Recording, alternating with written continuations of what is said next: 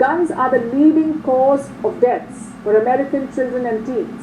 Every year, thousands of children are killed by firearms. The trend has only been rising. In 2021, more than 2,500 children died in firearm-related incidents.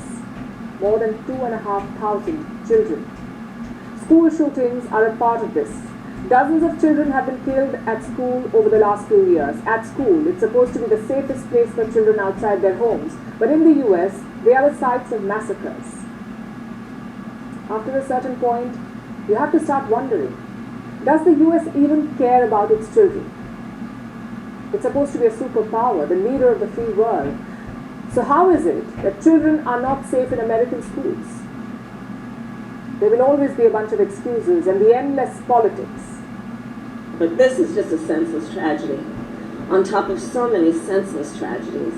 And it's just outrageous that every day in our country, in the United States of America, that parents have to send their children to school worried about whether or not their child will come home alive.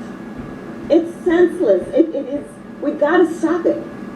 And we have to end this epidemic of gun violence in our country once and for all. Have to end it, she says. Okay, so do it. She's been serving as the vice president for almost 4 years now. How much time does it take to stop school shootings? The Democrats complain that their hands are tied, that the Republicans won't let them fix the problem. The Republicans are gun buffs. Perhaps this kind of collateral damage is fine for them. Either way, the US has no solutions. It cannot stop gun violence, it cannot stop school shootings, it cannot get its act together. By now, this has become common knowledge. Yet the Americans seem to be blind to this reality as they poke their nose into everyone else's business.